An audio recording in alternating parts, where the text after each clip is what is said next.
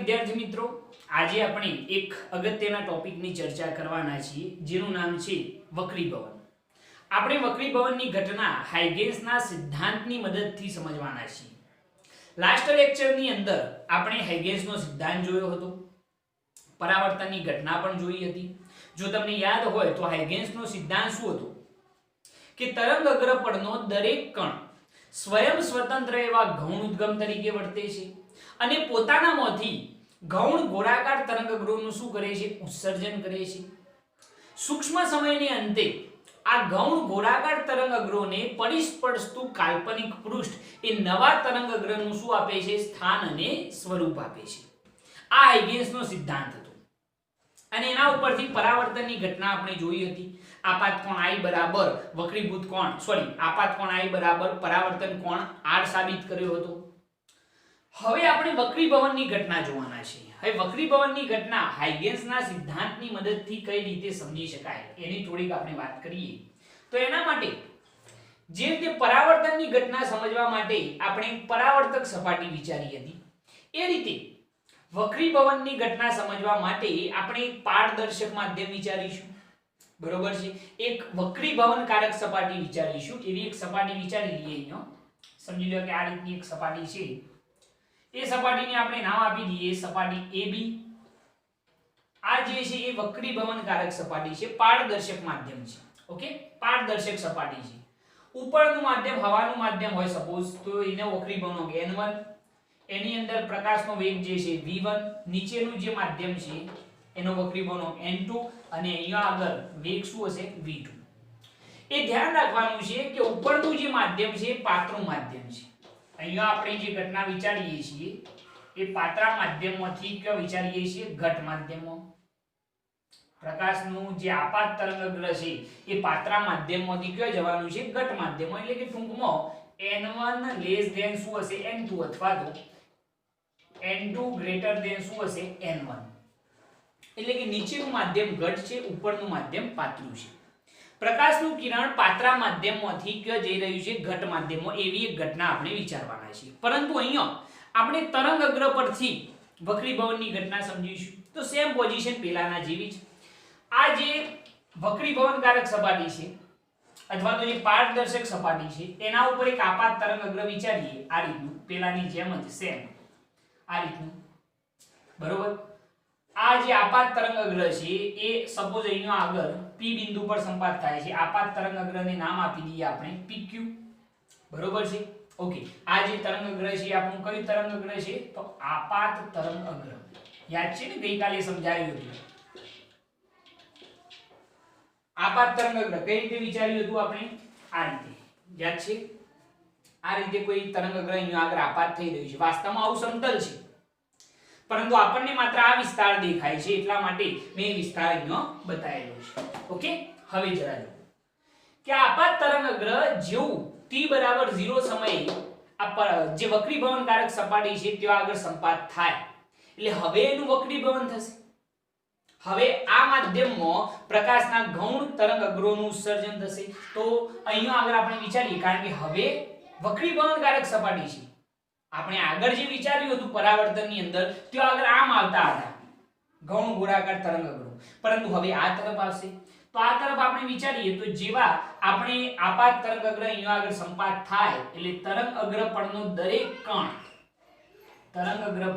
દરેક કણ સ્વયં સ્વતંત્ર એવા ગૌણ ઉદ્ગમ તરીકે વર્તે છે અને પોતાનામાંથી ગૌણ ગોળાકાર તરંગગ્રહોનું શું કરે છે? ઉત્સર્જન કરે છે. તો સપોઝ જેવો અહીંયા સંપાત થયું આપાત તરંગગ્રહ એટલે અહીંયાથી ગૌણ ગોળાકાર તરંગગ્રહોનું ઉત્સર્જન શરૂ થયું. આ રીતે ગૌણ ગોળાકાર તરંગગ્રહોનું ઉત્સર્જન શરૂ થયું. બરોબર છે? t બરાબર τ સમયની અંદર અહીંયા સુધી તરંગગ્રહોનું ઉત્સર્જન થાય છે. કેટલા? t બરાબર τ સમયની અંદર અહીંયા સુધી તરંગગ્રહોનું ઉત્સર્જન થાય છે. એ સમયગાળા દરમિયાન આ બધા શું બેસી રહ્યા છે? ના, એ પણ તરંગગ્રહોનું ઉત્સર્જન કરતા હશે. તો સમજી લો કે આની અંદરથી જે ગૌણ તરંગોનું ઉત્સર્જન થાય એ આ રીતે હશે. જેવો અહીંયા સંપાત થાય એટલે અહીંયાથી આ રીતનું હશે. બરોબર છે? અહીંયાથી આ બીજું જે તરંગગ્રહ છે જ્યારે અહીંયાથી ગૌણ તરંગ અગ્રનું ઉત્સર્જન કરશે, જેવું અહીંયા સંપાત થશે એટલે અહીંયા આગળ તરંગ અગ્ર કંઈક આ રીતનું હશે, બરોબર છે। એ રીતે અહીંયા આગળ વિચારીએ તો Q બિંદુ જે છે છેલ્લું બિંદુ, એની અંદરથી જે ગૌણ ગોળાકાર તરંગ અગ્રનું ઉત્સર્જન થાય એ t બરાબર ટો સમયની અંદર સપોઝ અહીંયા સુધી પહોંચે છે, r બિંદુ સુધી પહોંચે છે, તો અહીંયા આગળ આપણે આ QR ને જોડીએ, આ QR ને જોડીએ તો આ અંતર કેટલું થાય કહી શકશો તમે? આ QR અંતર કેટલું થાય? અંતર બરાબર વેગ ગુણ્યા સમય। સમય કેટલો થયો અહીંયાથી અહીંયા સુધી પહોંચવામાં? ટો જેટલો સમય। વેગ કેટલો છે આ માધ્યમની અંદર? v1। તો આ અંતર કેટલું થાય? વેગ ગુણ્યા સમય। તો આ અંતર કેટલું થઈ જશે? v1 * શું થઈ જશે? ટો। ટો જેટલા સમયગાળાની અંદર અહીંયાથી જે ગૌણ ગોળાકાર તરંગ અગ્રનું ઉત્સર્જન થયું એ કેટલા સુધી પહોંચે છે? અહીંયા સુધી। તો t બરાબર ટો સમયની અંદર અહીંયા આગળ આપણે વિચારીએ, બરોબર છે, અહીંયા આગળ આપણે વિચારીએ તો આ જે અંતર થશે pr એ કેટલું થઈ જશે? તો v2 * ટો, કારણ કે અંતર બરાબર શું થાય? વેગ ગુણ્યા સમય। વેગ કેટલો? v2 અને સમય કેટલો? ટો। વેગ કેટલો? v2 અને સમય કેટલો છે? ટો જેટલો છે। ઓકે, હવે અહીંયા આગળ જે આ વક્રીભવનકારક જે તરંગ અગ્રો છે, આ જેનું વક્રીભવન થયું છે નીચેના માધ્યમમાં, એ બધાને પરિસ્પર્શતું એક પૃષ્ઠ દોરીએ તો એ પૃષ્ઠ આપણે કંઈક આ રીતનું દોરી શકીએ, બરોબર? આ રીતની એક પૃષ્ઠ આપણે દોરી શકીએ। તો આ જે આપણે પૃષ્ઠ દોર્યું છે એ કોનું પૃષ્ઠ છે? તો વક્રીભૂત થયેલ જે ગૌણ તરંગ અગ્રો છે એનું પૃષ્ઠ છે। એટલા માટે અહીંયા આગળ આ જે પૃષ્ઠ દોરવામાં આવ્યું છે એને શું કહેવામાં આવશે? તો વક્રીભૂત તરંગ અગ્ર, બરોબર છે? કારણ કે આ ગૌણ તરંગ અગ્રો જે છે એ કેવા છે? વક્રીભૂત થયેલા છે। એને પરિસ્પર્શતું જો આપણે પૃષ્ઠ દોરીએ તો એને શું કહેવામાં આવશે? વક્રીભૂત તરંગ અગ્ર કહેવામાં આવશે। ઓકે, હવે જરા જુઓ અહીંયા આગળ ખૂણો કેટલો બનશે? તો 90 ડિગ્રીનો બનશે। અહીંયા આગળ પણ ખૂણો કેટલો બનશે? 90 ડિગ્રીનો, કારણ કે લંબ હોય। ઓકે, હવે જરા જુઓ કે આટલી વસ્તુ ક્લિયર થાય કે અહીંયા આગળ આપણે એક આપાત તરંગ અગ્ર વિચાર્યું, એ તરંગ અગ્ર જેવું અહીંયા આગળ આપાત થયું એટલે અહીંયાથી તો ગૌણ તરંગ અગ્રનું ઉત્સર્જન શરૂ થઈ ગયું। t બરાબર ટો સમયની અંદર અહીંયા સુધી r બિંદુ સુધી ગૌણ તરંગ અગ્રનું ઉત્સર્જન થાય છે। એ દરમિયાન આ બધા ઊભા નહીં રહેવાય, એની અંદરથી પણ ગોળાકાર ગૌણ તરંગ અગ્રનું ઉત્સર્જન થતું હશે અને અહીંયાથી વક્રીભવન પણ થતું હશે અને આ રીતે હશે, અહીંયાથી પણ આ રીતે હશે।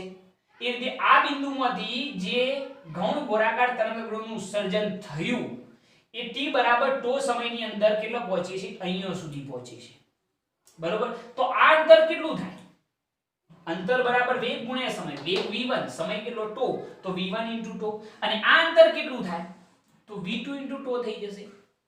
આ જે વક્રીભૂત ગૌણ તરંગ અગ્રો છે, આ જે તમને દેખાય છે વક્રીભૂત થયેલા, એને પરિસ્પર્શતું જો આપણે કાલ્પનિક પૃષ્ઠ દોરીએ તો એને શું કહેવામાં આવશે? વક્રીભૂત તરંગ અગ્ર। આ શું હતું આપણું? આપાત તરંગ અગ્ર। એને સપાટી સાથે બનાવેલો ખૂણો શું કહેવાય? આપાત કોણાઈ। આ વક્રીભૂત તરંગ અગ્ર છે એને સપાટી સાથે બનાવેલો ખૂણો શું કહેવાય? વક્રીભૂત કોણ, r કહેવામાં આવશે। ખ્યાલ આવ્યો આની અંદર? આ આપાત કોણ, આ વક્રીભૂત કોણ। તો આવી થિયરી કોને સમજાવી? ભાઈ હાઇગેન્સે સમજાવી, બરોબર છે? આના ઉપરથી આપણે જો ગાઉસની વાત કરીએ, ગાઉસ કેટલો ભેજાબાજ માણસ હતો એની થોડી વાત કરી લઈએ આની અંદર કે ગાઉસે આ જે વેવ ઓપ્ટિક્સ છે, તરંગ પ્રકાશ શાસ્ત્ર છે, એને કિરણ પ્રકાશ શાસ્ત્રમાં કઈ રીતે કન્વર્ટ કર્યું? તો એને શું કર્યું? આપાત તરંગ અગ્ર હતું, એને લંબ દોરી કાઢ્યો તો એ શું બની જાય? આપાત કિરણ। યાદ છે કિરણની વ્યાખ્યા કે તરંગ અગ્રને લંબ અને તરંગ અગ્રની દિશામાં દોરવામાં આવતી રેખા શું દર્શાવે છે? કિરણ દર્શાવે છે। તો આપણે આ જે આપાત તરંગ અગ્ર છે એને લંબ દોરીએ, જરા જોઈએ અહીંયા આગળ એક લંબ દોરી કાઢીએ અહીંયા આગળ, બરોબર છે? તો આપાત કિરણ થઈ જશે। સપાટી પર દોરેલો લંબ આપણે વિચારી લઈએ તો આ લંબ થઈ ગયું। આ જે છે આપણું શું છે? વક્રીભૂત તરંગ અગ્ર। એને લંબ દોરી કાઢીએ તો એને લંબ આપણે આ રીતે દોરી શકીએ, બરોબર? આ વક્રીભૂત કિરણ થઈ ગયું। વક્રીભૂત તરંગ અગ્રની જે લંબ દોર્યો એ શું કહેવાશે? વક્રીભૂત કિરણ કહેવામાં આવશે। આપાત કિરણે લંબ સાથે બનાવેલો ખૂણો આ ખૂણો કેટલો થાય IS થાય જેટલો ખૂણો અહીંયા બને એટલો જ અહીંયા બને કઈ રીતે સમજાવું આ 90 ડિગ્રી થાય થાય કે ના થાય જરા સમજજો આ 90 ડિગ્રી થાય લંબ છે એટલા માટે આ I છે તો આ ખૂણો કેટલો થાય 90 - I થઈ જાય કેટલો થઈ જાય 90 - I થઈ જશે આ 90 - I હોય તો આ કેટલો હોય I જ હોય ને કારણ કે આખો 90 ડિગ્રી નો થાય આ 90 - I હોય તો આ કેટલો થાય I થાય એટલે ટૂંકમાં આ ખૂણો I હોય તો આ ખૂણો પણ કેટલો થાય IS થઈ જશે એ રીતે અહીંયા વક્રીભૂત કોણ R હોય તો આ ખૂણો પણ કેટલો થાય R જેટલો જ થાય બરોબર છે જરા ધ્યાનથી જો કે પ્રકાશનું કિરણ એ પાતળા માધ્યમમાંથી ઘટ માધ્યમમાં પ્રવેશે તો શું થઈ રહ્યું છે લંબ તરફ વાંકું વળી રહ્યું છે અહીંયા આગળ ધ્યાનથી જોશો તો તમને જોવા મળશે કે I ગ્રેટર ધેન શું છે R છે આપાત કોણ જે I છે એ મોટો છે R કરતો મતલબ કે પ્રકાશનું કિરણ પાતળા માધ્યમમાંથી ઘટ માધ્યમમાં પ્રવેશે તો લંબ તરફ વાંકું વળે છે આના જ વસ્તુ હું અહીંયા પણ બતાવી શકું આના જ વસ્તુ NCERT ની અંદર આ અહીંયા નથી બતાવી અહીંયા બતાવી છે હું એના એક વસ્તુ બતાવું જરા જુઓ કે આ આપણું આપાત તરંગાગ્ર એને લંબ દોરો તો આપાત તરંગાગ્રને લંબ એટલે આપણે આ રીતનું દોરી શકીએ આમ બરોબર છે તો આપાત કિરણ થઈ ગયું સપાટી પર દોરેલો લંબ આપણે આ રીતનો વિચારી શકીએ આ સપાટી પર દોરેલો શું છે લંબ આપાત કિરણે લંબ સાથે બનાવેલો ખૂણો શું કહેવાય આપાત કોણ I બરોબર છે આ જે કિરણ છે ધ્યાનથી જોજો આ કિરણ એ કોને લંબ છે તો વક્રીભૂત તરંગાગ્રને લંબ છે એટલે આ વક્રીભૂત કિરણ થઈ ગયું આ જે PR છે એને લંબ સાથે બનાવેલો ખૂણો શું કહેવામાં આવશે વક્રીભૂત કોણ R તો આના જ વસ્તુને અહીંયા બતાવી આપાત કોણ આ વક્રીભૂત કોણ ટૂંકમાં આપાત તરંગાગ્રને લંબ તો આપાત કિરણ વક્રીભૂત તરંગાગ્રને લંબ તો એ શું થઈ જાય વક્રીભૂત કિરણ આ આપાત કોણ આ વક્રીભૂત કોણ અહીંયા આગળ ચોક્કસપણે દેખાય છે કે પ્રકાશનું કિરણ એ પાતળા માધ્યમમાંથી ઘટ માધ્યમમાં પ્રવેશે તો લંબ તરફ વાંકું વળે છે દેખાય છે બંને જગ્યાએ બે જગ્યાએ બતાવ્યું મેં ખ્યાલ આવ્યો આની અંદર ઓકે તો ટૂંકમાં તે વિચારો કે ગાઉસ કેટલો ભેજાબાજ માણસ હતો એને તરંગાગ્રને લંબ દોર્યા અને પછી આ જે વેવ ઓપ્ટિક્સ હતું એને ઉઠાઈ લીધું તો શું બની ગયું રે ઓપ્ટિક્સ કિરણ પ્રકાશ શાસ્ત્ર થઈ ગયું કિરણો થઈ ગયા બધા એટલે આ બંને એકબીજા સાથે બંધ બેસતા આવે છે એટલે હાઇગેન્સની જે થિયરી હતી એ ફૂલ પ્રૂફ હતી બરોબર છે એવું આપણે સમજી શકીએ હવે જરા જુઓ આકૃતિની ભૂમિતિ પરથી શું સમજી શકીએ આપણે જોજો આ દરેકે દરેક ગાઉસની ભૂમિતિ છે ઓકે હવે આકૃતિ જુઓ તો આકૃતિની અંદર તમને બે ત્રિકોણ દેખાય છે એની અંદરથી પહેલો ત્રિકોણ PQR પરથી દેખાય છે PQR હા સાહેબ દેખાય છે PQR કાટકોણ ત્રિકોણ છે ઓકે કહી શકશો કર્ણ કયો થાય કાટખૂણાની બિલકુલ સામેની બાજુ સાહેબ કર્ણ થાય PR ઓકે તો એના ઉપરથી sin I બરાબર શું થાય કહી દો sin I બરાબર સામેની બાજુ ભાગ્યા કર્ણ સામેની બાજુ કઈ છે સાહેબ QR એ ભાઈ છે QR સામેની બાજુ QR અને સામેની બાજુ ભાગ્યા કર્ણ કયો થશે તો PR તો sin I બરાબર ચલો QR બરાબર કેટલા આ અંતર કેટલું છે વેગ ગુણ્યા સમય એટલે v1 * τ અને PR તો સાહેબ કઈ આપેલા નથી એટલે એને PR જ લખો સમીકરણ નંબર 1 ક્લિયર પરફેક્ટ હવે જરા જો નીચેનો ત્રિકોણ જોઈએ ત્રિકોણ P અહીંયા આગળ R બે વખત થાય તો અહીંયા S નામ આવે બરોબર છે ત્રિકોણ PSR પરથી કયો ત્રિકોણ PSR કાટકોણ જ છે ભાઈ તો એની અંદર આ ખૂણો ધ્યાનમાં લઈશું વક્રીભૂત કોણ તો sin R બરાબર સામેની બાજુ કઈ થાય PS ભાગ્યા કર્ણ કયો થશે કાટખૂણાની સામેની બાજુ જે છે કર્ણ કહેવાય તો કયો થાય PR જ થાય તો sin R ચલો PS બરાબર આ અંદર કેટલું છે ધ્યાનથી જોજો ભાઈ આ PS અંદર કેટલું છે v2 * τ અપન શું આવશે PR ખ્યાલ આવ્યો આની અંદર આને આપી દો સમીકરણ નંબર 2 હવે સમીકરણ 1 અને 2 નો ગુણોત્તર લઈ લો સમીકરણ 1/2 કરતો જોજો હા જે વસ્તુ મેં તમને રે ઓપ્ટિક્સ માં સમજાવી હતી એના જ વસ્તુ હું તમને વેવ ઓપ્ટિક્સ માં સમજાવી રહ્યો છું સમીકરણ 1/2 કરો તો sin I / sin R = sin i upon sin r is equal to શું થઈ જશે pr pr તો કેન્સલ એટલે અહીંયા શું થઈ જશે v1 τ upon શું આવશે v2 τ બરોબર છે તો કેન્સલ થઈ જશે એટલે sin i upon sin r is equal to v1 by શું થઈ ગયું v2 સમીકરણ નંબર આપો આને 3 ઓકે બીજી વસ્તુ સમજો કે અહીંયા આગળ આપણને ખ્યાલ છે ભાઈ કે આપાત કોણ i જે છે ગ્રેટર ધેન શું છે r દેખાય છે ભાઈ i જે છે ગ્રેટર ધેન જે r છે આપાત કોણ મોટો છે વક્રીભૂત કોણ કરતો મતલબ શું થયો કે પ્રકાશનું જે કિરણ છે એ ક્યાંથી ક્યાં જઈ રહ્યું છે પાતળા માધ્યમમાંથી ઘટ માધ્યમમાં તો આપાત કોણ મોટો હોય જાણીએ છીએ આપણે 8મા 9મા ધોરણથી ભણતા આવીએ છીએ તો એના ઉપરથી બંને બાજુ જો sin વિધેય એપ્લાય કરીએ તો sin i ગ્રેટર ધેન શું થાય sin r તો sin r બરાબર ની આ બાજુ આવે તો sin r છેદમાં ગ્રેટર ધેન શું થઈ ગયું 1 okay sin i upon sin r greater than 1 થયા હવે જરા સમજો sin i upon sin r ની જગ્યાએ શું લખાય v1 v2 સમીકરણ નંબર 3 પરથી તો આના ઉપરથી લખીએ તો v1 v2 ગ્રેટર ધેન શું થયું 1 એટલે કે v1 ગ્રેટર ધેન શું થાય v2 મતલબ શું થાય જરા સમજો હવે કે v1 જે છે માધ્યમ 1 ની અંદરનો વેગ એ મોટો હશે v2 કરતો v1 જે છે એ v2 કરતો કેવો હશે મોટો હશે એટલે કે પાતળા માધ્યમમાં વક્રીભવનાંક કેવો થઈ જાય છે તો વધુ થઈ જાય સોરી પાતળા માધ્યમની અંદર વેગ કેવો થાય છે વધુ થાય છે એવો જ મતલબ થયો ને આનો મતલબ એવો થયો કે જે માધ્યમનો વક્રીભવનાંક n ઓછો ત્યાં વેગ શું થઈ જાય વધુ થઈ જાય બરોબર જે માધ્યમનો વક્રીભવનાંક ઓછો ત્યાં આગળ વેગ શું થઈ જાય વધુ આનો વક્રીભવનાંક ઓછો હશે બરોબર તો ત્યાં આગળ વેગ કેવો થઈ જશે વધુ થઈ જશે બરોબર અથવા તો અહીંયા આગળ જસ્ટ ખાલી તમે એવું કહી શકો છો કે માધ્યમ 1 માં પ્રકાશનો વેગ કેવો છે વધુ છે આ સ્ટેટમેન્ટ આપણે પછી લખીએ આના ઉપરથી શું ખ્યાલ આવે માધ્યમ 1 માં પ્રકાશનો વેગ v1 વધુ છે બરોબર છે ખ્યાલ આવે છે અને માધ્યમ 2 માં પ્રકાશનો વેગ v2 ઓછો છે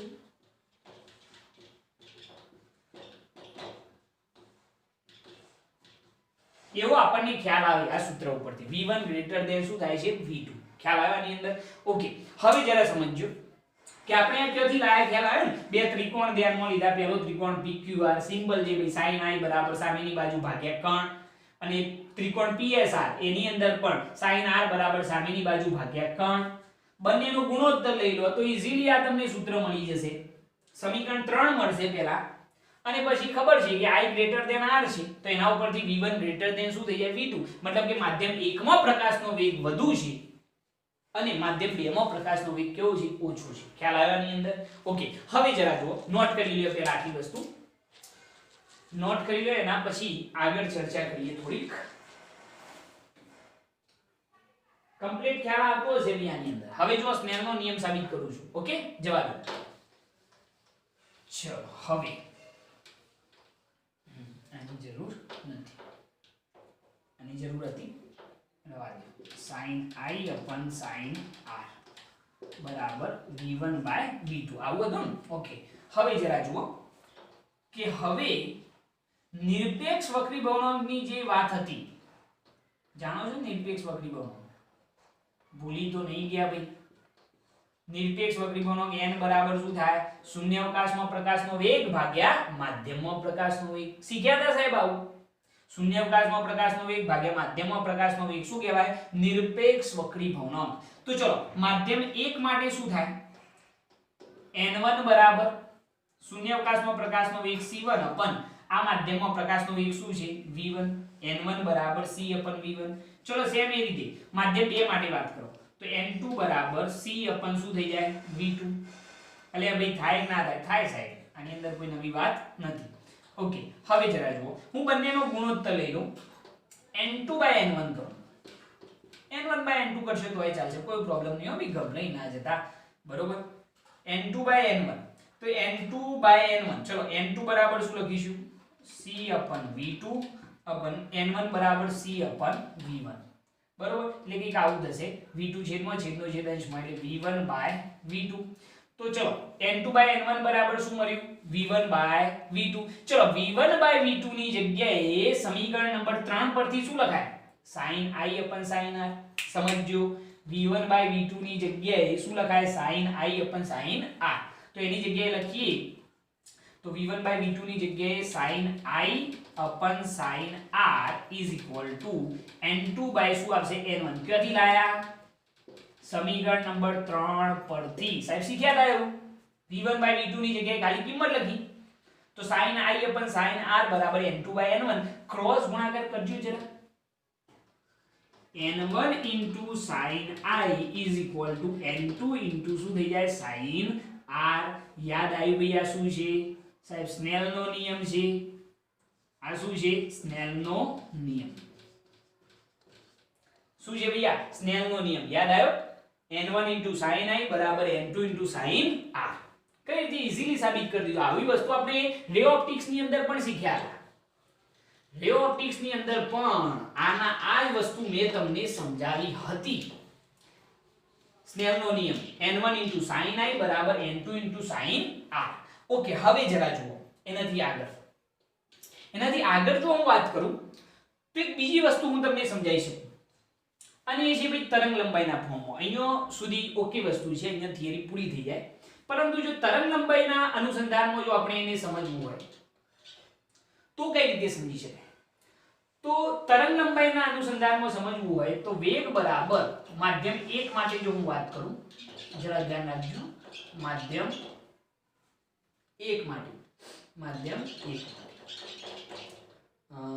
વેગ v1 બરાબર અંતર ભાગ્યા શું થાય સમય માધ્યમ 1 માં કપાયેલું અંતર મતલબ કે એની તરંગ લંબાઈ λ1 અને એના માટે લાગતો સમય શું છે તો v1 બરાબર λ1/2 માધ્યમ 2 માટે જો હું વાત કરું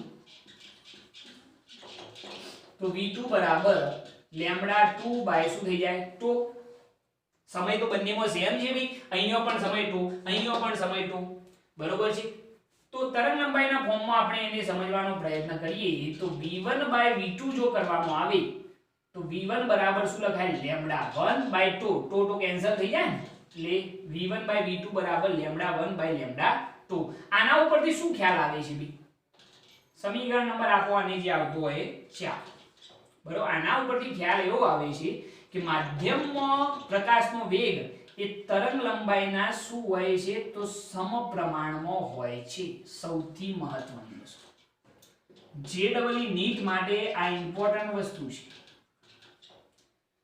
કે કોઈ પણ માધ્યમમાં પ્રકાશનો વેગ એની તરંગ લંબાઈના શું હોય છે સમપ્રમાણમાં અને વક્રીભવનાંકના શું હોય છે વ્યસ્ત પ્રમાણમાં હોય છે કઈ રીતે કહ્યું સાહેબ અહીંયાથી કહ્યું જુઓ અહીંયા n2 by n1 બરાબર શું મળ્યું v1 by v2 બરોબર એટલે કે n2 ચલે છે 1 upon v2 અને n1 ચલે છે શું આવે 1 upon v1 મતલબ કે આના ઉપરથી એવો ખ્યાલ આવે કે વક્રીભવનાંક n ચલે છે 1 upon શું મળે છે v વક્રીભવનાંક જે છે વક્રીભવનાંક એ ચલે છે 1 upon v એટલે કે વેગના શું હોય છે વ્યસ્ત પ્રમાણમાં બરોબર વેગ ઓછો તો વક્રીભવનાંક કેવો થાય વધુ અહીંયા આગળ સમજો v1 નો વેગ કેવો હતો ઓછો હતો યાદ આવે સોરી v1 નો વેગ શું હતો વધુ હતો v1 નો વેગ કેવો હતો વધુ હતો બરોબર તો એનો વક્રીભવનાંક શું છે ઓછો ખ્યાલ છે ને n2 greater than n1 એટલે આ ઘટ માધ્યમ આ પાતળું માધ્યમ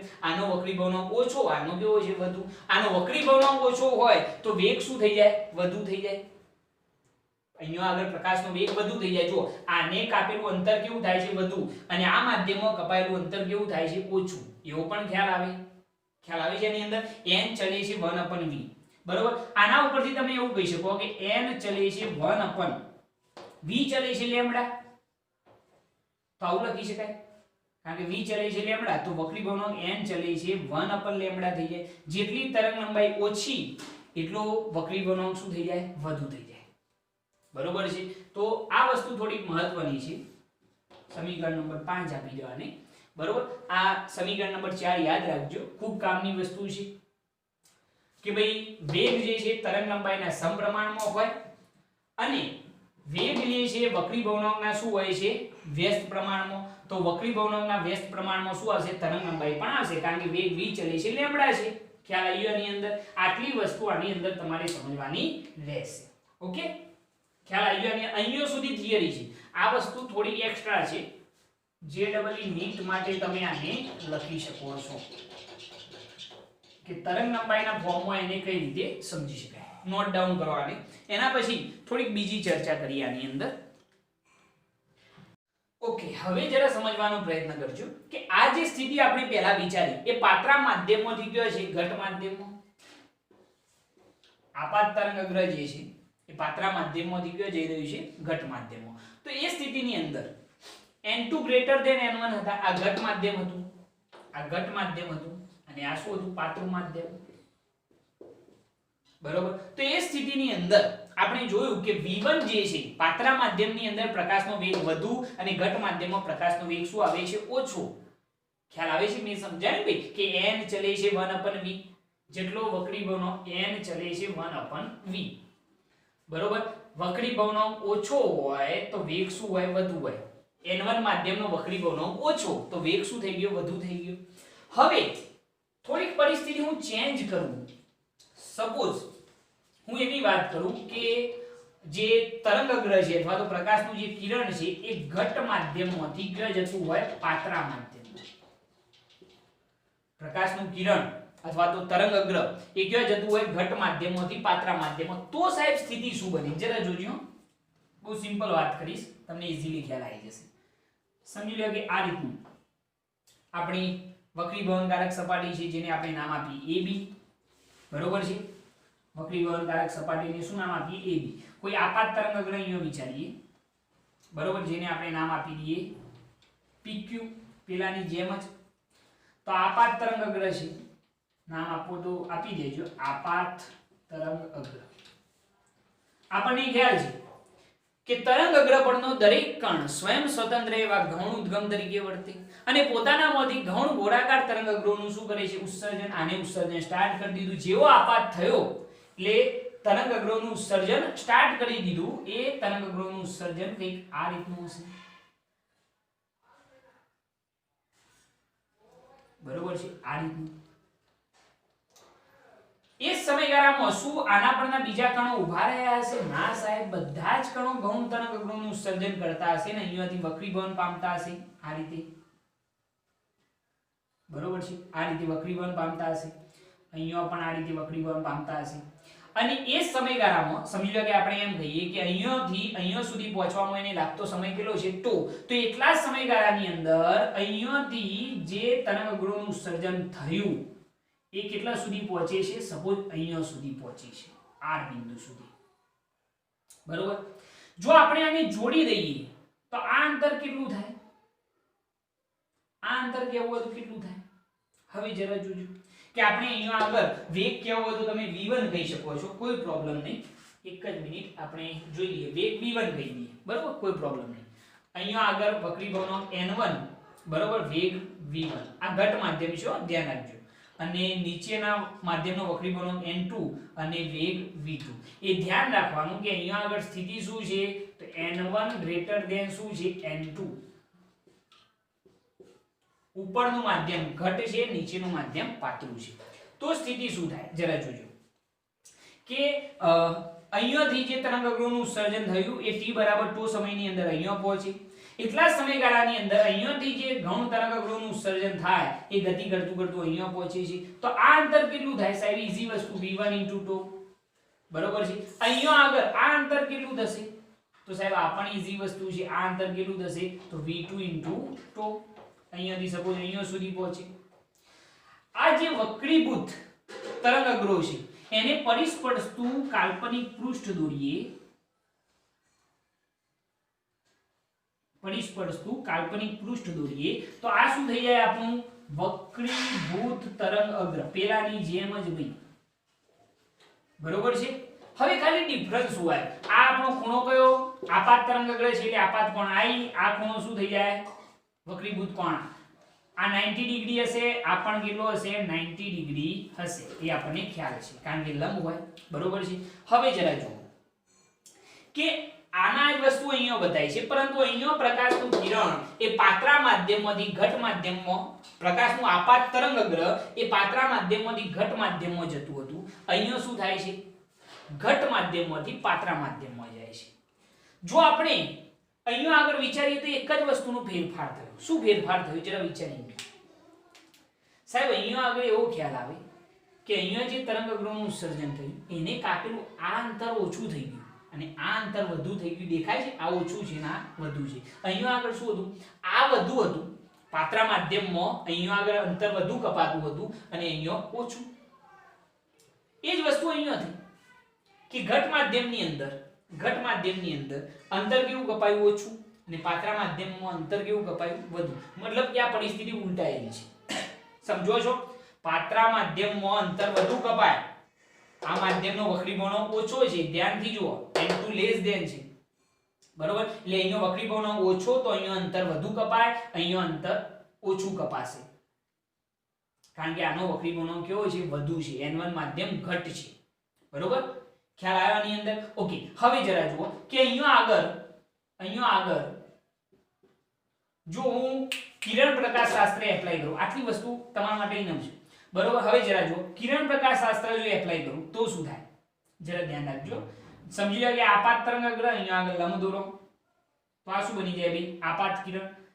આ જે છે આપણો સપાટી પર દોરેલો શું થઈ ગયો લંબ, એને સપાટી સાથે બનાવેલો ખૂણો શું કહેવાય આપાત કોણ। કોઈ ક્વેશ્ચન ને ભાઈ આ આઈ હોય તો આ આઈ જ હોય, સમજાયું તું ભાઈ અહીંયા પણ આ આઈ હોય તો આ પણ આઈ હોય, ઓકે। આ આપણું વક્રીભૂત તરંગગ્ર, એને લંબ દોરી કાઢો, બરોબર છે।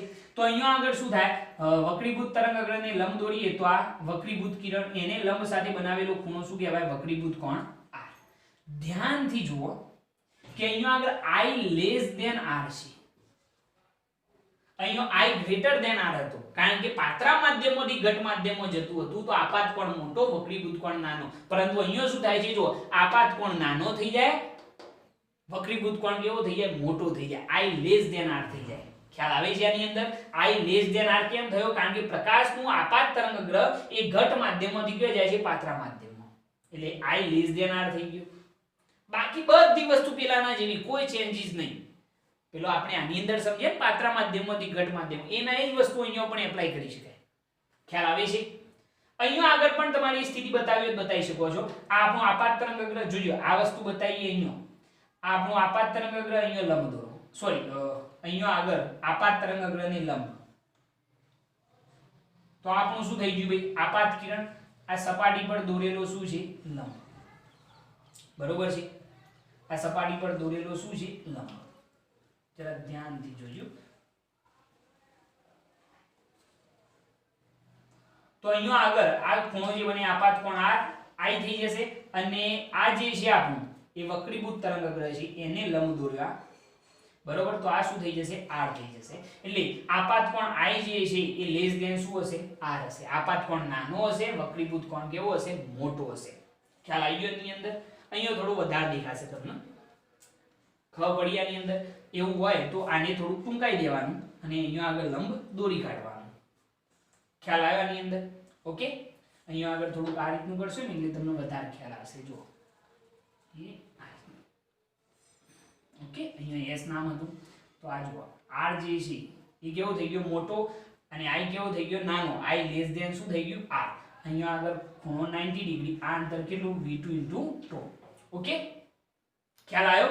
હવે જુઓ, હવે તમે ગાઉસની જે થિયરી છે એ અહીંયા આગળ એપ્લાય કરી શકો।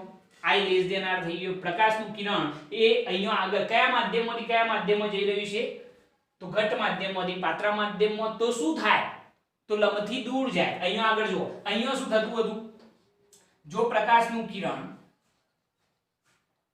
કયા માધ્યમમાં તો પાત્રા માધ્યમમાંથી ઘટ માધ્યમમાં જાય તો લંબ તરફ વાંકું વળે, લંબ તરફ શું થાય વાંકું વળે।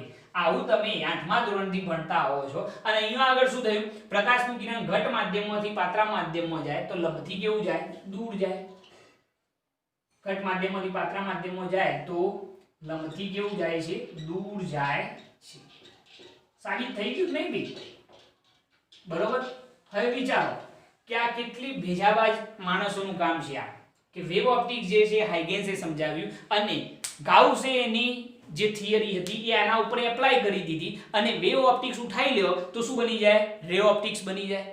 બરોબર. એટલે આ વસ્તુ તમે બહુ પરફેક્ટલી સમજવી પડે તો તમને મજા આવશે. ખ્યાલ આવી ગયો? આની અંદર આટલી વસ્તુ નોટ કરી લેજો. આ તો નોટ કરેલું જ છે, આને નોટ કરી લેજો કે જો ઘટ માધ્યમમાંથી પાતળા માધ્યમમાં જાય તો શું થાય, અને જાતે થોડુંક ડેવલપ કરજો તો મજા આવશે. ગોખણ પટ્ટી જે કરશે એને બિલકુલ આની અંદર ખ્યાલ નહીં આવે. દરેક વસ્તુ સમજવી પડશે કે કઈ રીતે તરંગ અગ્ર આગળ વધે છે, કોને પરિસ્પર્શતું આ પૃષ્ઠ છે જે વક્રીભૂત તરંગ અગ્ર બન્યું, જે વક્રીભવન પામ્યા છે એને પરિસ્પર્શતું આ પૃષ્ઠ છે અહીંયા પર. બરોબર. તો નોટ ડાઉન કરો આટલી વસ્તુ, બહુ મહત્વનો છે આ ટોપિક. ઓકે, હવે આપણે વક્રીભવન અને પરાવર્તનના કેટલાક કિસ્સા જોઈએ તો આપણને એક વસ્તુનો ખ્યાલ આવી ગયો કે પાતળા માધ્યમ કરતો ઘટ માધ્યમની અંદર પ્રકાશનો વેગ ઓછો હોય અને એ ખૂબ જ ધીમે થઈ જાય, અને પાતળા માધ્યમની અંદર પ્રકાશનો વેગ કેવો હોય છે? વધુ હોય છે. એ આપણે જાણીએ છીએ. હવે એના ઉપરથી જો આપણે પ્રિઝમની અંદર વક્રીભવન સમજીએ તો એના ઉપર પ્રિઝમની આ જે સપાટી છે જેને આપણે નામ આપી દઈએ, સમજી લો કે PQ સપાટી, એ PQ સપાટી પર આપાત થતા બે કિરણો મેં અહીંયા વિચારેલા છે. એક છે કિરણ A1 અને બીજું છે B1, અથવા તો A1 અને B1 ડેશ. આ જે કિરણ છે એ આની અંદર વક્રીભવન પામી અને આ રીતે નિર્ગમિત થઈ રહ્યું છે. તમે જોઈ રહ્યા છો સિમ્પલ વસ્તુ. આ કિરણ અહીંયા આપાત થયું, અહીંયાથી એનું વક્રીભવન થશે અને અહીંયાથી એનું શું થશે? નિર્ગમન. આ કિરણ પણ અહીંયા આપાત થાય, અહીંયાથી વક્રીભવન થાય અને પાછું નિર્ગમન થશે. હવે આ બંને કિરણોની અંદર જ્યાં A2 કિરણ છે એ પાછળ પડી જશે. A2 કિરણ જે છે એ થોડું કેવું પડી જશે? પાછળ પડી જશે, અને B2 કિરણ આગળ નીકળી જશે. બોલો કેમ? કારણ તમને દેખાય જ છે કે સાહેબ જે B2 કિરણ છે, સોરી આ જે A2 કિરણ છે, A1 A2 કિરણ, એ A1 A2 કિરણને પ્રિઝમની અંદર વધારે અંતર કાપવું પડે છે. જો B1 dash B2 dash, B1 dash B2 dash કરતો A1 A2 ને પ્રિઝમની અંદર વધારે અંતર કાપવું પડે છે, જેના લીધે A2 કિરણ જે છે કેવું પડી જાય છે? પાછળ પડી જાય છે. એક જ કારણ, જેને અંતર વધુ કાપવું પડશે અને એ પણ ઘટ માધ્યમમાં, તો એ પાછળ પડી જશે, પેલું આગળ નીકળી જશે. મેં કારણ અહીંયા લખેલું છે કે અહીં A2 કિરણ શું થાય છે? પાછળ પડી જાય છે. કારણ શું? કારણ કે પ્રકાશનો પ્રિઝમમાં વેગ કેવો હોય? ઓછો હોય. જાણીએ છીએ, કારણ કે ઘટ માધ્યમ છે એટલે વેગ ઓછો હોય. અહીં A1 A2 કિરણને દેખાય છે, A1 A2 કિરણને B1 dash B2 dash કરતો વધારે અંતર કાપવું પડે છે. તેથી A2 કિરણ જે છે એ B2 કરતો શું થાય છે? પાછળ પડી જાય છે. સિમ્પલ રસ્તો ભાઈ. જેને અંતર વધુ કાપવું પડે એ પાછળ રહી જાય, જેને પ્રિઝમની અંદર ઓછું અંતર કાપવું પડશે એ આગળ નીકળી જશે. સમજો છો? ઓકે. એના પછી બીજી વસ્તુ, આની અંદર એક જ વસ્તુ ધ્યાન રાખો ભાઈ કે આને આ જે કિરણ છે A1 A2 એને વધારે કઠિન રસ્તા પરથી પસાર થવાનું હોય છે, માધ્યમમાંથી પસાર થવાનું હોય છે, એટલે એને વધારે અંતર કાપવું પડે અને આને ઓછું અંતર કાપવું પડે, એટલે આ પાછળ રહી જાય, આ શું થાય? આગળ નીકળી જશે. ઓકે. એના પછી બીજી વસ્તુ વક્રીભવનની. એક બહિર્ગોળ લેન્સ મેં વિચારેલો છે, એના ઉપર ત્રણ કિરણો આપાત થઈ રહ્યા છે. જુઓ A B અને C. ત્રણેય કિરણો વક્રીભવન પામી અને મુખ્ય કેન્દ્ર F પાસે કેન્દ્રિત થાય છે. કેન્દ્રિત થાય ત્યાંથી મેં અહીંયા આગળ ગૌણ તરંગ અગ્રો બતાવેલા છે. તો આની અંદર કયું કિરણ પાછળ રહી જશે? તો B બિંદુ પાસે આપાત થતું જે કિરણ છે એ કેવું રહી જશે? ભાઈ પાછળ રહી જશે. એ પાછળ કેમ રહી જશે એનું કારણ શું છે? કારણ કે B બિંદુ પાસે જે કિરણ આપાત થાય એને લેન્સની અંદર સૌથી વધુ અંતર કાપવું પડે. ધ્યાનથી જુઓ, એને સૌથી વધુ અંતર કાપવું પડે છે. અહીંયા આગળ અંતર કેવું? ઓછું. અહીંયા પણ અંતર કેવું? ઓછું. એટલા માટે B કિરણ જે છે શું થઈ જાય? પાછળ પડી જાય. આવા MCQ પૂછી શકાય ભાઈ. મેં અહીંયા લખેલું છે કે અહીં B બિંદુ આગળ, અહીં B બિંદુ A અને C કરતો શું થાય છે? પાછળ રહી જાય છે. કારણ કે B બિંદુ આગળ આપાત થતા તરંગને લેન્સની અંદર વધુ અંતર કાપવું પડે છે. એટલે બી બિંદુ આગળ જે કિરણ આપાત થાય એ શું થશે, પાછળ પડી જશે. ક્લિયર? જેને અંતર વધુ કાપવું પડે એ પાછળ રહી જાય. અહીંયા વિચારો કે અહીંયા એક અંતર્ગોળ અરીસો છે અને એના ઉપર પ્રકાશનો 3 કિરણો આપાત થઈ રહ્યો છે, A, B અને C. બરોબર? તો આમાંથી પરાવર્તન પામી અને કોણ લેટ પડશે? વિચાર, કોણ લેટ પડશે? સ્વાભાવિક વસ્તુ છે, B જે છે લેટ પડવાનું. કેમ ભાઈ? કારણ કે અહીંયા આગળ જુઓ, સૌથી વધુ અંતર કોને કાપવું પડે છે? B તરંગને. એટલા માટે એ શું થઈ જશે? લેટ થઈ જશે. A અને C ખૂબ જ ઝડપી આપાત થઈ જાય છે એટલે પરાવર્તન પણ ઝડપી પામી જશે. પરંતુ B તરંગ જે છે એનું પરાવર્તન લેટ થાય છે. જો, કારણ કે એને અંતર વધુ કાપવું પડ્યું એટલા માટે એનું પરાવર્તન લેટ થાય એટલે એ પાછળ પડી જાય. મેં અહીંયા લખેલું છે કે અહીં A અને C બિંદુ કરતો B બિંદુ આગળ આપાત થતું કિરણ શું થાય છે? પાછળ પડી જાય છે. આ પાછળ પડી જશે. કારણ શું? કારણ એક જ કે સાહેબ B બિંદુ આગળ જે કિરણ આપાત થાય એનું લેટ પરાવર્તન થાય છે, કારણ કે તેનું પરાવર્તન કેવું થાય? લેટ થાય. બરોબર? આ MCQ ની અંદર પૂછી શકાય એવા ક્વેશ્ચનો છે એટલે મેં ચલાવી દીધા છે. નોટ કરી લેજો, આને મહત્વની વસ્તુ છે, આપણે નોટ કરો. ઓકે, હવે આપણે જોઈએ સ્વાધ્યાયનો પહેલો દાખલો, સ્વાધ્યાયનો 10.1. એની અંદર શું ગઈ છે જુઓ. 589 નેનોમીટર તરંગ લંબાઈ ધરાવતો એક રંગી પ્રકાશ હવામાંથી પાણીની સપાટી ઉપર આપાત થાય છે. તો પહેલો ક્વેશ્ચન પરાવર્તિત અને બીજો ક્વેશ્ચન વક્રીભૂત પ્રકાશની તરંગ લંબાઈ, આવૃત્તિ અને ઝડપ કેટલી હશે એ આપણે શોધવાની છે. પાણીનો વક્રીભવનાંક આપણને આપેલો છે 1.33. જો અહીંયા આગળ પરાવર્તિત તરંગ અને વક્રીભૂત તરંગ જે છે એના માટે આપણે 3 વસ્તુઓ શોધવાની છે. વક્રીભૂત પ્રકાશની તરંગ લંબાઈ અને પરાવર્તિત પ્રકાશની તરંગ લંબાઈ, આવૃત્તિ અને ઝડપ. 3 વસ્તુ શોધવાની. તરંગ લંબાઈ, આવૃત્તિ અને ઝડપ. જે પ્રકાશ આપાત થઈ રહ્યો છે એની તરંગ લંબાઈ આપણને આપેલી છે 589 નેનોમીટર. જે આપણે કહેવી હોય તો 589 ગુણ્યા 10⁻⁹ શું કહેવાય? મીટર. તરંગ લંબાઈનો પ્રકાશ આપાત થઈ રહ્યો છે હવામાંથી ક્યાં જાય છે? પાણીમાં. સમજી લો કે આ બે માધ્યમને છૂટી પાડતી સપાટી, આ હવાનું માધ્યમ અને આ પાણીનું માધ્યમ. આ એક રંગી પ્રકાશ આ રીતે આપાત થાય છે. બરોબર? અહીંયા આગળથી અમુક પ્રકાશનું શું થાય છે? પહેલા પરાવર્તન થાય છે, આ પરાવર્તિત થઈ ગયો. બરોબર? અને પછી એનું શું થાય છે? વક્રીભવન થાય છે. આ રીતે સપાટી પર દોરેલો લંબ વિચારવો તો આ રીતે વિચારી શકો. આપણે બંને કિસ્સા માટે, પરાવર્તનનો કિસ્સો અને વક્રીભવનનો જે કિસ્સો છે, બંને માટે શું શોધવાનું છે? તો આવૃત્તિ, તરંગ લંબાઈ અને એ માધ્યમમાં ઝડપ. 3 વસ્તુ શોધવાની છે. બરોબર? કઈ 3 વસ્તુ? આવૃત્તિ, તરંગ લંબાઈ અને એ માધ્યમની અંદર ઝડપ કેટલી હશે. આપણને પાણીના માધ્યમનો વક્રીભવનાંક આપેલો છે. NW જે છે કેટલો છે? 1.33 છે. Okay, perfect. ચલો આપણે શોધીએ. બંને કિસ્સા માટે આપણે વાત કરીશું. એક પરાવર્તનનો કિસ્સો અને બીજો વક્રીભવનનો કિસ્સો. તો પહેલા વિચારીએ પરાવર્તન માટે. તો પહેલા આપણે વિચારીએ પરાવર્તન માટે. ઓકે, હવે જરા મને એમ કહો કે જ્યારે પ્રકાશનું કિરણ અહીંયા આગળ આપાત થાય અને અહીંયાથી જ્યારે પરાવર્તન થાય તો આપાત કિરણ અને પરાવર્તિત કિરણ બંને કયા માધ્યમમાં? તમે કહેશો હવાના માધ્યમમાં. બંને કયા માધ્યમમાં છે? હવાના માધ્યમમાં છે. જો એક જ માધ્યમમાં હોય તો તરંગ લંબાઈ અને ઝડપ બદલાશે નહીં, પરંતુ આવૃત્તિ બદલાશે. કારણ કે આપાત કિરણ અને પરાવર્તિત કિરણ એક જ માધ્યમમાં છે, જેના લીધે એની તરંગ લંબાઈ અને આવૃત્તિ તરંગ લંબાઈ અને ઝડપ બદલાશે નહીં, પરંતુ આવૃત્તિ શું થશે? બદલાશે. તો અહીંયા આગળ આપણે એમ કહી શકીએ છીએ કે પરાવર્તનના કિસ્સામાં પરાવર્તિત કિરણ અને આપાત કિરણ, પરાવર્તિત કિરણ અને આપાત કિરણ બંને એક જ માધ્યમમાં હોવાથી તરંગ લંબાઈ અને ઝડપ બદલાશે નહીં. તરંગ લંબાઈ અને જે ઝડપ છે એ બદલાવાની નથી, બરોબર. હવાના માધ્યમમાં જેટલો અહીંયા આગળ જેટલી ઝડપ હોય આપાત કિરણની એટલી જ ઝડપ કોની હશે? પરાવર્તિત કિરણની હશે. પરંતુ શું બદલાશે? આવૃત્તિ બદલાય છે. આવૃત્તિ બદલાય છે.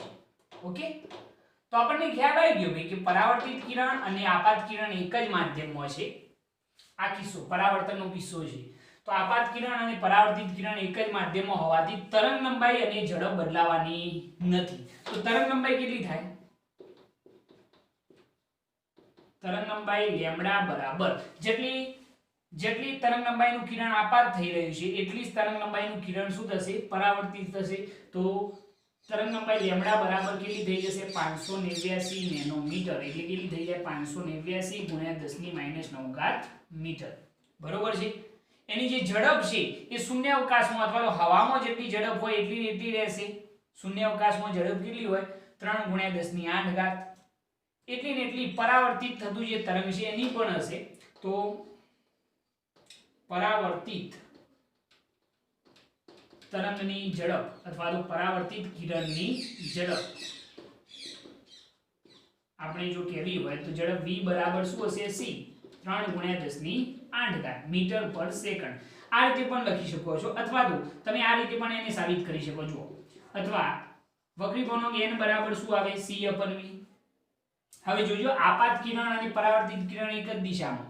તો આપણે પરાવર્તિત કિરણની ઝડપ શોધવી હોય તો v બરાબર શું થાય? c/n. તો પરાવર્તિત તરંગની ઝડપ v બરાબર c એટલે શૂન્યાવકાશમાં પ્રકાશનો વેગ 3 ગુણ્યા 10⁸. શૂન્યાવકાશમાં પ્રકાશનો વેગ કેટલો હોય? 3 ગુણ્યા 10⁸. અને વક્રી ભવનાંક, હવાનો વક્રી ભવનાંક આપણે કેટલો લઈએ છીએ? 1. એટલે ઝડપ કેટલી થઈ જાય? v બરાબર 3 ગુણ્યા 10⁸ મીટર પર સેકન્ડ. એટલે કે શૂન્યાવકાશમાં જેટલી ઝડપ હોય એટલી ને એટલી ઝડપ પરાવર્તિત તરંગની હવામાં પણ હશે. બરોબર છે. એટલે કે ટૂંકમાં જો હું એમ કહું કે ભાઈ પરાવર્તિત કિરણ અને આપાત કિરણ બંને એક જ માધ્યમમાં છે, જેના લીધે એની તરંગ લંબાઈ અને ઝડપ બદલાતી નથી. તરંગ લંબાઈ જુઓ, આ જે તરંગ લંબાઈ છે એ કોની ભાઈ? તો પરાવર્તિત કિરણની તરંગ લંબાઈ છે. કોની? પરાવર્તિત કિરણની તરંગ લંબાઈ. લેમ્ડા બરાબર 589 જશે. બરોબર છે. પરાવર્તિત કિરણની ઝડપ પણ જે આપાત કિરણની ઝડપ છે એટલી ને એટલી, એટલે કે શૂન્યાવકાશમાં જે ઝડપ હોય એટલી ને એટલી 3 ગુણ્યા 10⁸ મીટર પર સેકન્ડ. પરંતુ મેં તમને કહ્યું એમ આવૃત્તિ બદલાશે. તો આવૃત્તિ કેટલી થાય? તો c બરાબર લેમ્ડા ઇન્ટુ શું થાય? f. તો આપણે જો પરાવર્તિત કિરણની આવૃત્તિ કહેવી હોય તો f બરાબર c અપન શું થઈ જાય? લેમ્ડા. તો પરાવર્તિત તરંગની આવૃત્તિ f બરાબર c બરાબર પ્રકાશનો વેગ 3 ગુણ્યા 10⁸ અને તરંગ લંબાઈ કેટલી આવશે? 589 ગુણ્યા 10⁻⁹. સાદું રૂપ આપો એટલે તમને પરાવર્તિત તરંગની આવૃત્તિ મળી જશે. 3 ભાગ્યા 589 કરો એટલે તમારે આવશે 0.0050 ગુણ્યા 10⁻17. સાદું રૂપ આપશો એટલે તમને 5.03 ગુણ્યા 10⁻14 જવાબ મળશે. સાદું રૂપ આપજો, સિમ્પલ છે. આ કોની આવૃત્તિ આવી? તો પરાવર્તિત કિરણની આવૃત્તિ છે. બરોબર. આ કોની આવૃત્તિ કહેવાશે? પરાવર્તિત કિરણની આવૃત્તિ. બરોબર છે.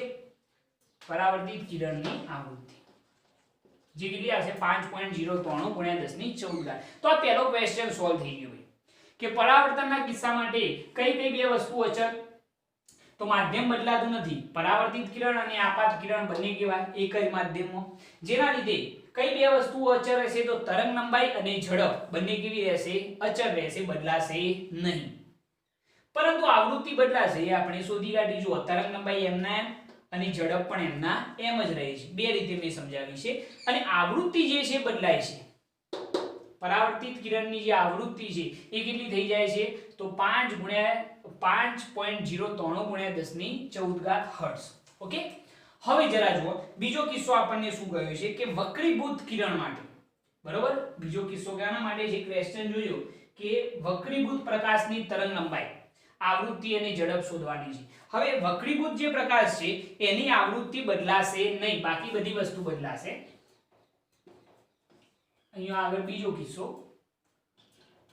કે વક્રીભૂત પ્રકાશ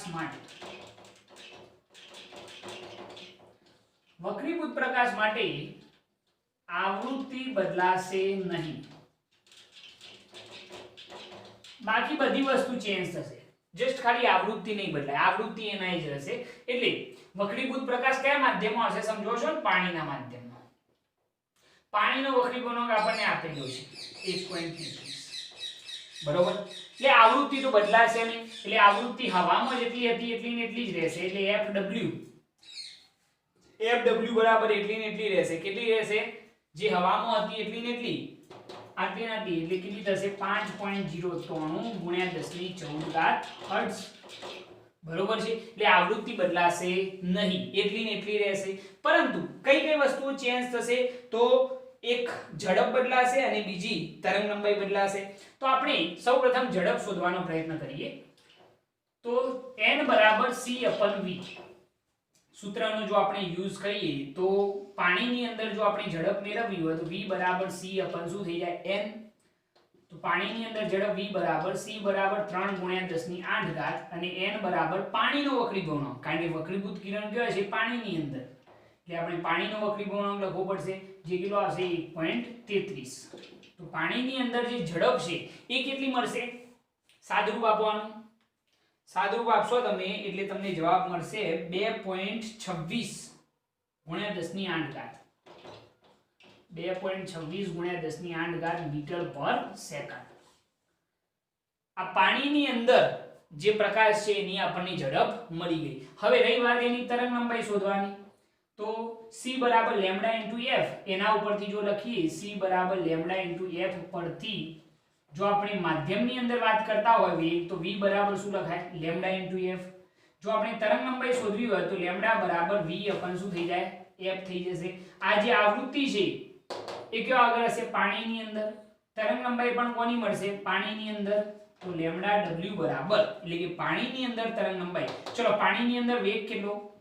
2.26 ગુણ્યા 10 ની 8 ઘાત ભાગ્યા આવૃત્તિ તો બદલાવાની જ નથી, એ હતી એમના એમ 5.093 ગુણ્યા 10 ની 14 ઘાત. આપો સાદુરૂપ, એટલે આપણને પાણીની અંદર તરંગ લંબાઈ મળી જશે 2.26 ભાગ્યા 5.093 કરો એટલે 0.4437 આવશે. 0.4437 ગુણ્યા 10 ની માઈનસ કેટલી ઘાત આવશે? 6 ઘાત મીટર, બરોબર છે. એટલે લેમ્ડા બરાબર જો તમારે કહેવા હોય તો લગભગ 444 નેનોમીટર કહી શકાય, બરોબર. આ તરંગ લંબાઈ કયો આગળની છે? પાણીની અંદર. ઓકે, તો આ રીતે ત્રણેય ક્વેશ્ચનના જવાબ તમે આપી શકો છો, બરોબર. બંને કિસ્સાઓ મેં અહીંયા આગળ ચર્ચેલા છે કે પહેલા પરાવર્તનનો કિસ્સો અને પછી વક્રીભૂત પ્રકાશ માટેની વાત છે. પરાવર્તનની અંદર એટલું યાદ રાખો કે માધ્યમ બદલાતું નથી, એટલા માટે તરંગ લંબાઈ અને ઝડપ બદલાશે ને ખાલી આવૃત્તિ બદલાશે. તરંગ લંબાઈ અને ઝડપ એમના એમ, આવૃત્તિ જે બદલાઈ એ મેં શોધી કાઢી છે, બરોબર છે. આ જે આવૃત્તિ મળશે એ કયો આગળ મળશે ભાઈ? હવાની અંદર. હવે વક્રીભૂત પ્રકાશની જો વાત કરીએ તો વક્રીભૂત પ્રકાશ પાણીના માધ્યમમાં છે તો એની આવૃત્તિ નહીં બદલાય, હવાની અંદર જેટલી હતી એટલી ને એટલી રહેશે. એટલે પાણીની અંદર આવૃત્તિ એના એ રહી. જો આપણે એનો વેગ શોધવો હોય તો એના માટે નિરપેક્ષ વક્રીભવન n બરાબર c/v, તો v બરાબર c અપન શું થઈ જાય? n. તો પાણીની અંદર ઝડપ v બરાબર, ચલો શૂન્યાવકાશમાં પ્રકાશનો વેગ 3 ગુણ્યા 10 ની 8 ઘાત અને વક્રીભવનાંક કેટલો છે? 1.33. આ જે ઝડપ મળશે એ કયો આગળની ઝડપ મળશે? તો પાણીની અંદર, બરોબર. Velocity in water. તો પાણીની અંદર જે ઝડપ મળી એ આપણને કેટલી મળશે? 2.26 ગુણ્યા 10 ની 8 ઘાત. અહીંયા લખવો તેવું લખજો, આ વક્રીભવનાંક પાણીનો અને આ ઝડપ પણ કોની હશે? પાણીની. અને એમાં ઝડપ છે એને કરતા બનાવવાના, તો પાણીની અંદર તમને ઝડપ મળી જશે. ઓકે, સૂત્ર જે છે આ એપ્લાય કરવાનું, n બરાબર c/v. એના ઉપરથી તમે પાણીની અંદર પ્રકાશની જે ઝડપ છે, વક્રીભૂત પ્રકાશની જે ઝડપ છે ઈઝીલી મેળવી લેશો. હવે રહી વાત એની તરંગ લંબાઈની, તો v બરાબર લેમ્ડા ઇન્ટુ f. એના ઉપરથી તરંગ લંબાઈને જો કરતા બનાવીએ તો લેમ્ડા બરાબર v અપન f થઈ જાય. આ જે ઝડપ હશે એ કયો આગળ હશે? પાણીની અંદર, જે આપણે શોધેલી છે. તમે એપ્લાય કરો બધી કિંમતો, તો તો તમને તરંગ લંબાઈ મળશે 0.4437 ગુણ્યા 10⁻6 મીટર. ઓકે, સિમ્પલ દાખલો છે, ઈઝીલી ટેકલ કરી શકો, પૂછાવાની પણ શક્યતા છે, એટલે આને વ્યવસ્થિત સમજી લેજો. શું યાદ રાખવાનું, જો માધ્યમ બદલાતું ના હોય તો કોણ કોણ અચળ? તરંગ લંબાઈ અને ઝડપ. આવૃત્તિ એટલી ચેન્જ થાય. જો માધ્યમ બદલાય તો આવૃત્તિ અચળ થઈ જાય, તરંગ લંબાઈ અને ઝડપ જે છે એ ચેન્જ થશે. ઓકે, નોટ કરવાને. ખૂબ સરસ દાખલો છે અને ઈઝી છે. ઓકે, હવે આપણે જોઈએ સ્વાધ્યાયનો 10.2. એની અંદર શું કહ્યું છે જરા જોજો. થિયરિકલ ક્વેશ્ચન છે કે નીચેના આપેલા દરેક કિસ્સા માટે તરંગ અગ્રનો આકાર કેવો હશે એ આપણે જણાવવાનો છે. તો પહેલો, બિંદુવત ઉદ્ગમમાંથી ફેલાતો પ્રકાશ. ભાઈ બિંદુવત ઉદ્ગમ હોય તો એમાંથી ફેલાતો પ્રકાશ કયા પ્રકારનો હોય? મેં તમને સમજાવેલું છે કે બિંદુવત ઉદ્ગમ હોય આ રીતનું, તો એની અંદરથી નીકળતા પ્રકાશના કિરણો આપણે આ રીતે વિચારતા હતા, બરોબર. અને સમાન કરામાં દોલન કરતા જો કણો વિચારીએ અને એમાંથી પસાર થતું કાલ્પનિક પૃષ્ઠ વિચારીએ તો આ તરંગ અગ્ર કેવું આવે છે? ગોળાકાર. યાદ આવ્યું ભાઈ? તરંગ અગ્ર આપણે કોને કહેતા હતા? સમાન કરામાં દોલન કરતા કણોને જોડતો બનતા કાલ્પનિક પૃષ્ઠને શું કહેવાય છે? તરંગ અગ્ર. આ બધા કણો સમાન કરામાં દોલન કરે છે તો એમાંથી પસાર થતું કાલ્પનિક પૃષ્ઠ આપણને કેવું મળ્યું ભાઈ? ગોળાકાર. તો અહીંયા આગળ પહેલા ક્વેશ્ચનનો જવાબ શું મળશે કે ગોળાકાર બિંદુવત ઉદ્ગમ માટે ગોળાકાર તરંગ અગ્રોનું નિર્માણ થાય છે. બિંદુવત ઉદ્ગમ માટે કેવા?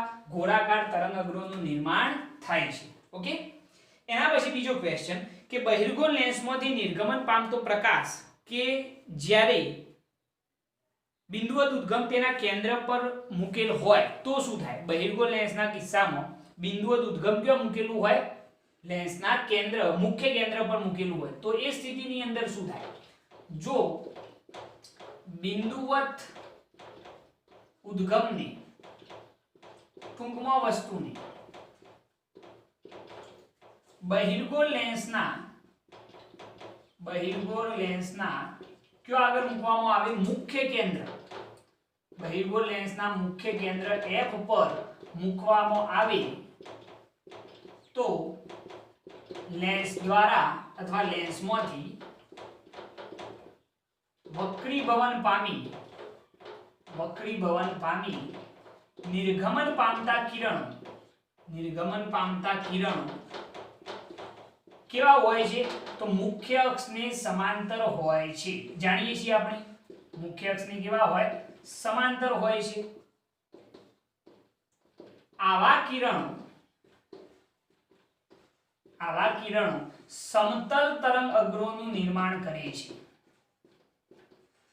સમતલ તરંગ અગ્રોનું શું કરે છે? નિર્માણ કરે છે. આપણે જાણીએ છીએ ભાઈ કે બિંદુવત ઉદ્ગમ જે છે, જરા ધ્યાન રાખજો, એક બહિર્ગોળ લેન્સનો કિસ્સો છે અને એ કિસ્સાની અંદર જો બિંદુવત ઉદ્ગમને કયો આગળ મૂકવામાં આવે? તો બહિર્ગોળ લેન્સના મુખ્ય કેન્દ્ર પર મૂકવામાં આવે તો લેન્સમાંથી વક્રીભવન પામી નિર્ગમન પામતા જે કિરણો છે એ મુખ્ય અક્ષને કેવા હોય? સમાંતર હોય. અને મુખ્ય અક્ષને સમાંતર જે કિરણો છે એ કેવા તરંગ અગ્રો? તો સમતલ તરંગ અગ્રોનું નિર્માણ કરે છે. જરા સમજાવું. સમજો કે આ બહિર્ગોળ લેન્સ, આ આપણી મુખ્ય અક્ષ, અહીંનો આગળ મુખ્ય કેન્દ્ર F, વસ્તુને અહીંયા મૂકેલી છે, બરોબર. અહીંયાથી જે પ્રકાશનો કિરણો આ રીતે આપાત થાય લેન્સ પર એ અહીંયાથી મુખ્ય અક્ષને કેવા થઈ જાય? સમાંતર થઈ જાય. અને આ કેવા તરંગ અગ્રનું નિર્માણ કરે છે? તો સમતલ તરંગ અગ્રનું નિર્માણ કરે છે.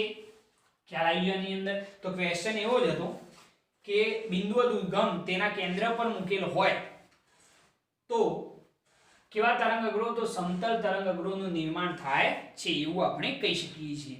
ઓકે, એના પછી દૂર રહેલ તારાના પ્રકાશના તરંગ અગ્રોનો પૃથ્વી દ્વારા ઓતરતો ભાગ. ભાઈ કોઈ પણ તારો હોય તો એક બિંદુવત ઉદ્ગમ છે તો એની આસપાસ ગોળાકાર ગૌણ તરંગ અગ્રોનું ઉત્સર્જન થાય.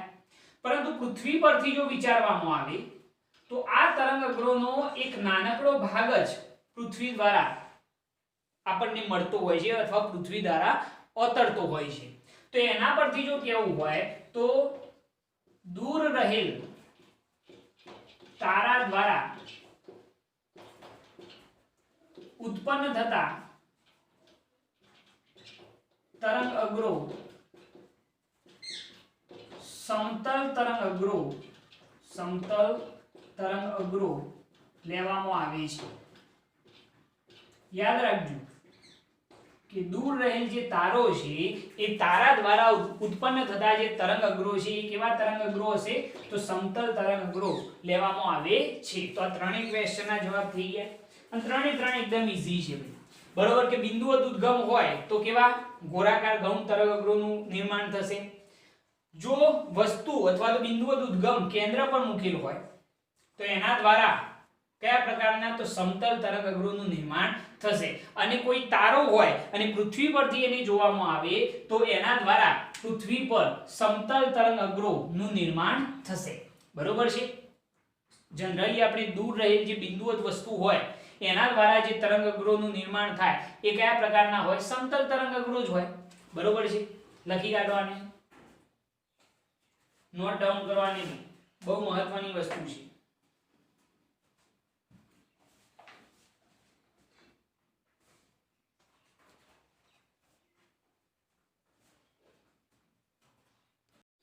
ઓકે, હવે આપણે જોઈએ સ્વાધ્યાયનો 10.3. આ પણ એકદમ સિમ્પલ દાખલો છે, થિયરિકલ ક્વેશ્ચન. પહેલો ક્વેશ્ચન કે કાચનો વક્રી ભવનાંક 1.5 છે. પ્રકાશની કાચમાં ઝડપ કેટલી હશે એ આપણે જણાવવાની છે. તો કાચનો વક્રી ભવનાંક આપેલો છે અને પ્રકાશની કાચમાં ઝડપ કેટલી હશે એ આપણે લખવાનું છે. તો n બરાબર c/v. તો કાચમાં ઝડપ v બરાબર c/ શું થઈ જાય n. તો ઝડપ v બરાબર c એટલે પ્રકાશનો વેગ 3 × 10⁸ અને વક્રી ભવનાંક આપણને આપેલો છે કેટલો 1.5. એટલે 3 ભાગે 1.5 એટલે કેટલા થઈ ગયો 2 × 10⁸ મીટર/સેકન્ડ. આ કયો આગળ ઝડપ આવી ગઈ તો કાચમાં પ્રકાશની ઝડપ. સિમ્પલ. ઓકે, એના પછી આ પહેલો ક્વેશ્ચન. એના પછી બીજો ક્વેશ્ચન, શું પ્રકાશની કાચમાં ઝડપ, ક્વેશ્ચન સમજો, શું પ્રકાશની કાચમાં ઝડપ પ્રકાશના રંગથી સ્વતંત્ર છે? તો ના ભાઈ. દરેક રંગનો વક્રી ભવનાંક જુદો જુદો હોય એટલે કાચમાં પ્રકાશની જે ઝડપ છે રંગથી સ્વતંત્ર હોતી નથી. જો ના તો બે રાતા અને જાંબલી એ બે રંગોમાંથી કયો રંગ કાચના પ્રિઝમમાંથી ધીમે ગતિ કરશે? કયો રંગ ધીમે ગતિ કરશે સમજીએ. બરોબર. તો પહેલા તો આપણને એ ખ્યાલ આવી ગયો કે કાચમાં પ્રકાશનો વેગ એ રંગથી સ્વતંત્ર નથી. પહેલા તો લખવાનું ના. કાચમાં પ્રકાશનો વેગ રંગથી સ્વતંત્ર નથી. કેમ સ્વતંત્ર નથી એનું કારણ કહો. તમને કદાચ ખ્યાલ હોય તો તમને ખબર હશે કે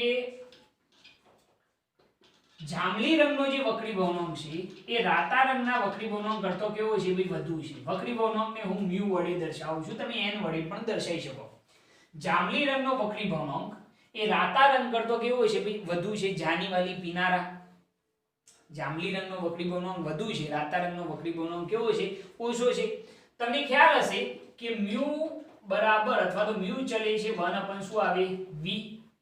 μ ચલે છે શું આવે 1/v. આ તમને ખ્યાલ હશે. અથવા તો μ બરાબર અથવા n બરાબર કહેશો c/ શું થાય v. n કહેશો વક્રી ભવનાંક, ઈટા કહેશો તો પણ ચાલશે. બરોબર છે. n બરાબર c/v. હવે જરા જુઓ, આ તો ખ્યાલ છે ને n બરાબર c/v. જેટલો વક્રી ભવનાંક વધુ હોય એટલો એ માધ્યમમાં વેગ શું થાય ઓછો થાય. જેટલો વક્રી ભવનાંક વધુ હોય એટલો વેગ શું થાય ઓછો થાય, કારણ કે વ્યસ્ત પ્રમાણમાં છે. તો જાંબલી રંગનો વક્રી ભવનાંક વધુ છે તો કાચના માધ્યમમાં એનો વેગ કેવો થાય ઓછો થાય, કારણ કે વેગ જે છે વક્રી ભવનાંકના શું હોય છે વ્યસ્ત પ્રમાણમાં હોય છે. તો એના ઉપરથી જો આપણે કહેવું હોય તો આપણે એમ કહી શકીએ છીએ કે અહીં જાંબલી રંગનો વક્રી ભવનાંક